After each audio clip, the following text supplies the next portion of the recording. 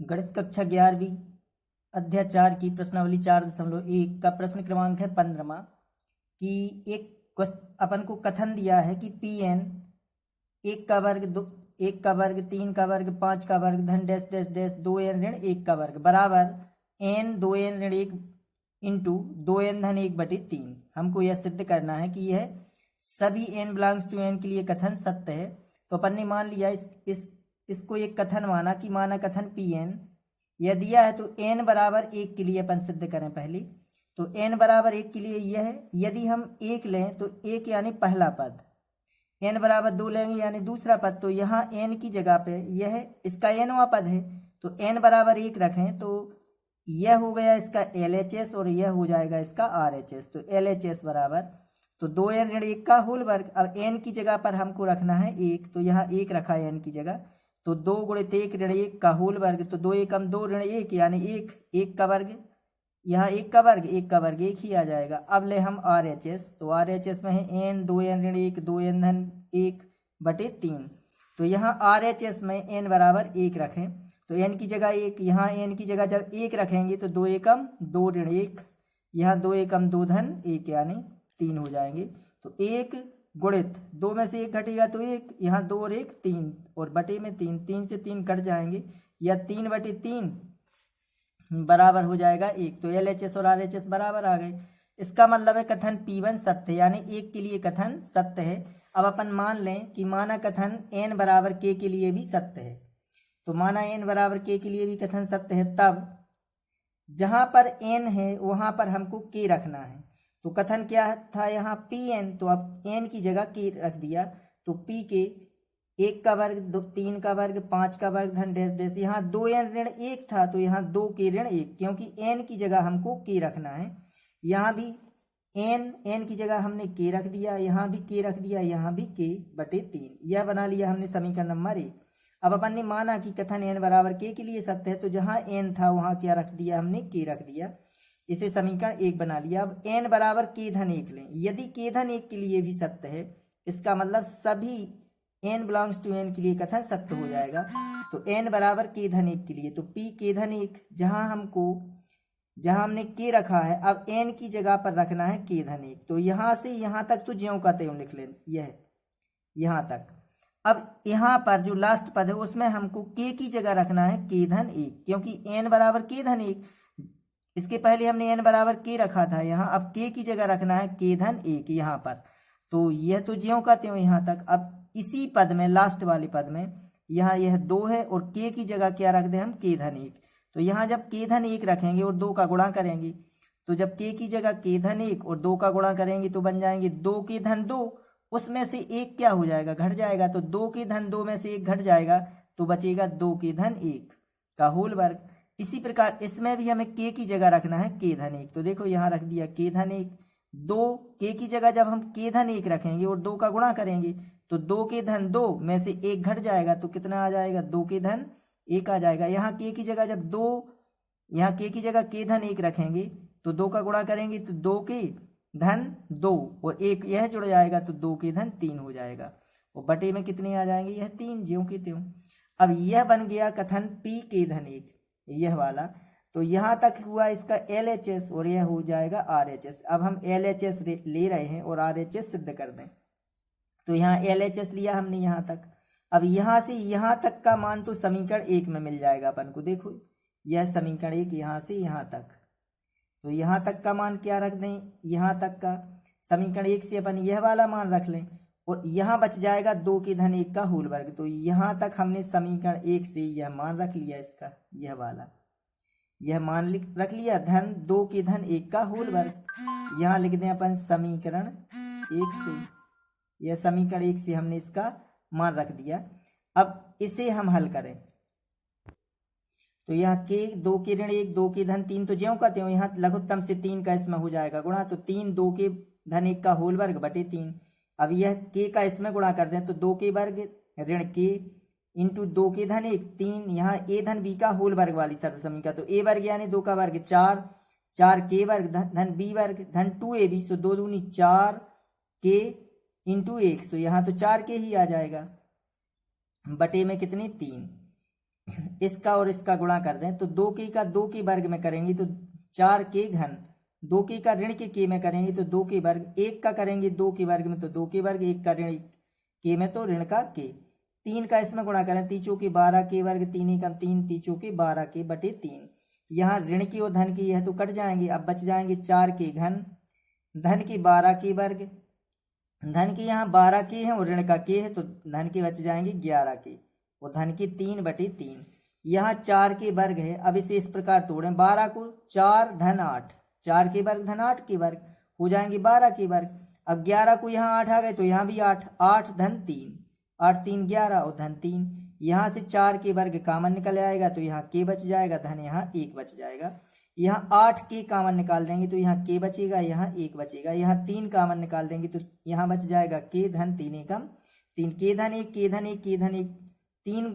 तीनों में उभयनिष्ठ है तो k धन 1 कामन निकाल दिया, यहाँ बच जाएगा 4 के वर्ग धन 8 के धन 3 बटे 3, अब 3 चौके 12, 12 को इस प्रकार तोड़ें कि जोड़ 8 हो तो यहाँ 6 दूनी 12, 6 और 2 कितने हो जाएंगे 8, इसको तोड़ें गुणनखंड में तो 6, यहाँ 4 के वर्ग, 8 को तोड़ दिया 6 के धन 2 के धन 3, यहाँ से कामन निकाल दें अपन 2 के इतने में से तो 2 के कामन निकल जाएगा तो यहाँ 2 के बच जाएंगे, यहाँ 3, यहाँ 1 कामन निकाला तो यहाँ 2 के धन 3, 2 के धन 3, 2 के धन 3 दोनों में है तो यह उभयनिष्ठ निकाल दिया हमने, तो यह 2 के धन 3 उभयनिष्ठ आ जाएगा, k धन 1 2 के धन 3, अब बच जाएगा 2 के धन 1 बटे 3, यह आ जाएगा इसका RHS। अतः कथन p k धन 1 भी सत्य है, तो अतः गणितीय आगमन के सिद्धांत से all n belongs to n के लिए कथन सत्य है, यह सिद्ध हो गया। इसका 16वां क्वेश्चन है कि 1 इंटू 4 धन 1 बटे 4 इंटू 7 धन डैश डैश, यहाँ इसका n पद दिया है 1 बटे 3n ऋण 2 इंटू 3n धन 1 बराबर n बटे 3n धन 1, तो यह हमको सिद्ध करना है। तो n बराबर 1 के लिए ले तो LHS बराबर, LHS में इसका nवां पद, तो इसके nवां पद है 1 बटे 3n ऋण 2 इंटू 3n धन 1, यह अब n बराबर 1 के लिए तो यहाँ n का मान 1 रख दें तो 3 गुणित 1 ऋण 2, यहाँ 3 गुणित 1 धन 1, तो यहाँ 3 में से 2 घट जाएंगे तो यहाँ 3 ऋण 2, यहाँ 3 धन 1, तो 3 ऋण 2 यानी 1, यहाँ 1 बटे यहाँ 1 गुणित हो जाएंगे यहाँ 4, तो 4 एकम 4 1 बटे 4। अब RHS लें यानी इसका यह वाला RHS n बटे 3n धन 1, तो RHS में n बटे 3n धन 1, n का मान 1 रख दिया, यहाँ भी n का मान 1, तो यहाँ 1 बटे 3 एकम 3 और 1 4 हो जाएंगे, तो LHS और RHS बराबर, अतः कथन P1 सत्य है। तो यदि कथन P1 सत्य है तो अपन मान लेते हैं कि माना कथन n बराबर k के लिए भी सत्य है, तब जहां पर n है वहां क्या रखना है हमको k, तो यहाँ n की जगह हमने k रख दिया, यहाँ भी n की जगह k बराबर यहाँ k बटे 3 k धन 1, क्योंकि n बटे 3n धन 1 था यहाँ, तो अब k की जगह पर यहाँ n की जगह हमने क्या रख दिया k, यह बना लिया हमने समीकरण नंबर 1। अब यहाँ अब हम मान रहे हैं कि n बराबर 1 धन 1 के लिए भी n बराबर 1 के लिए अपन n बराबर 1 के लिए सिद्ध कर लिया है, n बराबर k के लिए अपन ने मान लिया है कि कथन सत्य है। अब n बराबर k धन 1 के लिए ले, तो जब यहाँ k की जगह रखेंगे k धन 1, यहाँ भी k की जगह k धन 1, तो यह लास्ट पद तो ज्यों का त्यों लिखना है, इसके बाद जब यहाँ पद लिखेंगे इसके आगे तो k की जगह रखेंगे k धन 1 और 3 का उसमें गुणा हो जाएगा, तो 3 के यहाँ हो जाएगा 3 के धन 3 में से 2 घट जाएंगे यानी 3 के धन 1 बच जाएगा, यहाँ k की जगह k धन 1 रखेंगे तब हो जाएगा 3 के धन 3 धन 1 यानी 3 के धन 4 हो जाएगा, यहाँ k की जगह भी k धन 1 रखेंगे, यहाँ k की जगह k धन 1 और 3 का गुणा हो जाएगा, तो 3 के धन 3 और धन 1 यानी 3 के धन 4, यह हमको सिद्ध करना पड़ेगा। तो यहाँ n बराबर k धन 1 के लिए ले, तो जहाँ k रखा था वहां k धन 1 रख दिया, यहाँ तक तो ज्यों का त्यों पद। अब यहाँ k की जगह रखना है हमको k धन 1, तो 3 के धन 3 ऋण के 2, तो बन जाएगा 3 के धन 1, यहाँ भी k की जगह जब k धन 1 रखेंगे हम तो 3 के धन 3 और धन 1, तो 3 के धन 4 बन जाएगा। यहाँ लास्ट में पद था k बटे, तो यहाँ k की जगह हमने क्या रखना है k धन 1, तो यहाँ k धन 1 रख दिया, और यहाँ 3 के धन 4 इसलिए हो गया क्योंकि 3 का हम यहाँ है 3 के धन 1, तो जब हम 3 k की जगह k धन 1 रखेंगे तो 3 का गुणा करेंगे तो 3 के धन 3 और धन 1 यानी 3 के धन 4, तो जब यह k धन एक के लिए यह कथन हो गया, तो अब इसे हम सिद्ध करना है, तो LHS यहाँ से यहाँ तक हम LHS लें, इसका यह LHS ले लिया यहाँ तक। अब हमको यह RHS सिद्ध करना है, तो यहाँ से यहाँ तक का, तो पहले समीकरण से इसका मान बन रहा है, यहाँ तक पहले समीकरण से इसका मान है k/3 के धन 1, k/3 के धन 1 धन यहाँ तक। अब उसके बाद बचा 1/3 के धन 4, यह और बच जाएगा, तो यह लिख लिया। यहाँ तक का ऐसे लिखा है हमने समीकरण 1 से, यहाँ तक समीकरण 1 से मान रख दिया यहाँ तक का कि k/3 के धन 1 धन, अब यह वाला पद है। तो अब इसे हल करें, और यदि k धन 1/3 के धन 4 हमने सिद्ध कर लिया, तो n बराबर k धन 1 के लिए भी कथन सत्य हो जाएगा। तो यहाँ k/3 के धन 1 है, यहाँ भी 1/3 के धन 1 है, तो 1/3 के धन 1 कॉमन निकाल दिया, तो यहाँ बच जाएगा k धन, यहाँ बच जाएगा 1/3 के धन 4, इसका LCM ले लें, तो 3 के धन 4 का k में गुणा करेंगे, तो 3 के वर्ग धन 4 के धन 1/3 के धन 4, इसके गुणनखंड तोड़ दें। 1 का गुणा 3 में करेंगे तो 3 को इस प्रकार तोड़ें कि जोड़ 4 हो, तो 3 एकम 3, 3 और 1 में तोड़ दिया, तो 3 के वर्ग धन 3 के धन k धन 1, तो यहाँ से 3 के कॉमन निकाल दें, तो यहाँ k बच जाएगा, यहाँ 1 धन यहाँ 1 कॉमन ले लें, तो यहाँ k धन 1 ही बचेगा, बटे 3 के धन 4, k धन 1 दोनों में से कॉमन, तो यहाँ बच जाएगा 3 के धन 1 बटे 3 के धन 4, यह और यह तो कट जाएंगे, तो बच जाएगा k धन 1 बटे 3 के धन 4, जो कि RHS है। अतः कथन p k धन 1 भी सत्य है, इसलिए गणितीय आगमन के सिद्धांत से all n belongs to n के लिए कथन सत्य है। अतः कथन p k धन 1 भी सत्य है, इसलिए गणितीय आगमन के सिद्धांत से all n belongs to n के लिए कथन सत्य है। प्रश्न 17 है कि 1/3 × 5 धन 1/5 × 7 धन 1/7 × 9 धन डैश डैश डैश, इसका nवां पद है 1/2n धन 1 × 2n धन 3 बराबर n/3 2n धन 3, ये हमको सिद्ध करना है। तो माना कथन Pn, इसे हमने कथन Pn मान लिया, तो n बराबर 1 के लिए LHS लें, इसका nवां पद, यह हमने LHS ले लिया। अब हमको यह RHS है, तो n बराबर 1 के लिए n की जगह 1 रख दिया, तो यहाँ 1 रखें, यहाँ 1, तो 2 एकम 2 धन 1 यानी 3 आ जाएंगे, यहाँ 2 एकम 2 और 3 5 आ जाएंगे, इसका मतलब 2 धन 1 और 2 धन 3, तो 2 धन 1 यानी 3 × 5 बराबर 15, यानी 1/15। अब RHS लिया n/3 2n धन 3, तो n की जगह 1, यहाँ भी n की जगह 1, तो n की जगह 1 रखेंगे, तो 2 एकम 2 धन 3, यानी यहाँ 3, यहाँ 2 धन 3, तो यहाँ बन जाएंगे 3 × 5, तो 1 यहाँ भी 15, तो LHS बराबर RHS आ गया। अतः कथन P1 सत्य है। तो माना कथन n बराबर k के लिए भी सत्य है, तब जहाँ n है वहाँ केवल हमको k रखना है पूरे कथन में, तो यह n की जगह हमने k रख दिया यहाँ तक, तो यह बन गया समीकरण नंबर 1। यहाँ इसे हम समीकरण 1 बना लें। अब n बराबर k धन 1 के लिए सिद्ध करना है हमको, तो n बराबर k धन 1 लिया, तो जहाँ k है वहाँ k धन 1 रखें, तो यहाँ k धन 1, यहाँ से यहाँ तक तो पूरा ज्यों का त्यों लिखना है यहाँ तक। अब धन इस यहाँ अगला पद लिखेंगे जब धन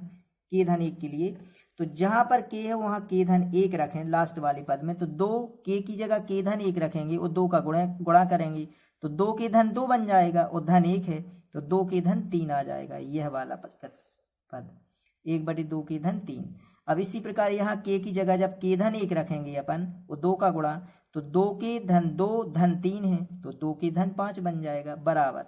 अब यहाँ k की जगह पर रखना है k धन 1, तो यहाँ k धन 1, यहाँ ये 3 ज्यों की त्यों, यहाँ k की जगह जब हम k धन 1 रखेंगे और 2 का गुणा करेंगे, तो 2 के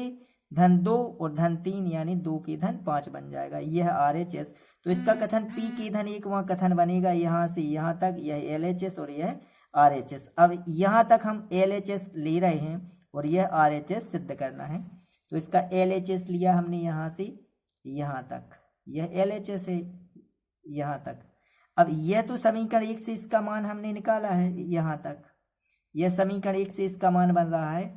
देखें यहाँ तक 1/2 के धन 1 2 के धन 3 बराबर k/2 3 और 2 के धन 3, तो यहाँ यह मान रख लें, तो यहाँ तक इसका मान रख रहे हैं k/3 2 के धन 3 यहाँ तक का, और यह बच जाएगा धन 1/2 के धन 3 और 2 के धन 5। अब यहां से कॉमन निकालें तो 2 के धन 3 2 के धन 3 तो 1/2 के धन 3 कॉमन निकाल दिया तो यहाँ बच जाएगा k/3 धन 1/2 के धन 3 कॉमन निकल गया तो यहाँ 1/2 के धन 5 बच जाएगा। यहाँ एलसीएम ले लें इसका तो इसका इसमें गुणा हो जाएगा 3 का इसमें और एलसीएम 3 × 2 के धन 5 आ जाएगा। एलसीएम 3 का भाग जाएगा 3 कट जाएंगे इसका गुणा हो जाएगा के में तो यह आ जाएगा, इसका भाग जाएगा तो यह कट जाएगा 3 का गुणा 1 में तो 3। अब के का इसमें गुणा कर दें तो 2 के वर्ग धन 5 के धन 3/3 2 के धन 5। अब इसके गुणनखंड तो 3 दूनी 6 को इस प्रकार तोड़ें जोड़ 5 हो तो 3 और 2 में तोड़ दें 3 और 2 5 तो 3 2 के धन 3 के हो जाएंगे 5 के। अब इस यहाँ से कॉमन निकाल दें 2 के यहाँ कॉमन आ रहा है यहाँ 3 आ रहा है कॉमन तो यहाँ तो 1/2 के धन 3 कॉमन नहीं है, यहाँ 2 के कॉमन लेंगे तो के धन 1 आ जाएगा, यहाँ 3 कॉमन लेंगे तो के धन 1/3 2 के धन 5 के धन 1 दोनों में से कॉमन 2 के धन 3 बच जाएगा तो 2 के धन 3 2 के धन 3 यहाँ से भी कट जाएंगे तो 1/3 × 2 के धन 5 या के धन 1 बटे में 3 2 के धन 5 यह RHS आ गया, यह RHS हो गया इसका। तो अतः कथन P के धन 1 सत्य है, इसलिए गणितीय आगमन के सिद्धांत से all n belongs to n के लिए कथन सत्य है, यह सिद्ध हो गया।